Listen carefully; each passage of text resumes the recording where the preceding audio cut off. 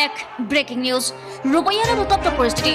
যুৱকৰ মৃত্যু কেন্দ্ৰ কৰি শ শ লোকৰ ৰূপহী আৰক্ষীৰ থানা ঘেৰাও কোভিড প্ৰটকল উলংঘা কৰা যুৱকৰ দল এটাক আৰক্ষীয়ে খেদিছিল আৰক্ষীৰ খেদা খাই ৰূপহী বিলত জাপ দিছিল বহুকেইজন যুৱকে ইয়াৰে সোৱাইব আখতাৰ নামৰ যুৱকজন পানীত পৰি মৃত্যু হয় ইয়াকে লৈ সৃষ্টি হৈছে উত্তপ্ত পৰিস্থিতি এক ব্ৰেকিং নিউজ ৰূপহীয়াত উত্তপ্ত পৰিস্থিতি যুৱকৰ মৃত্যু কেন্দ্ৰ কৰি শ শ লোকৰ ৰূপহী আৰক্ষী থানা ঘেৰাও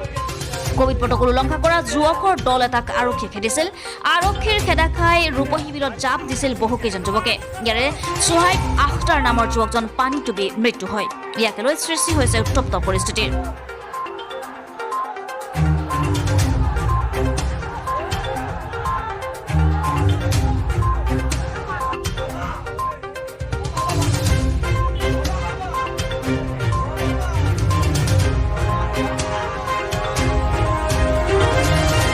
জুইয়াৰ পৰা ইলিয়াছ আহমেদৰ ৰিপৰ্ট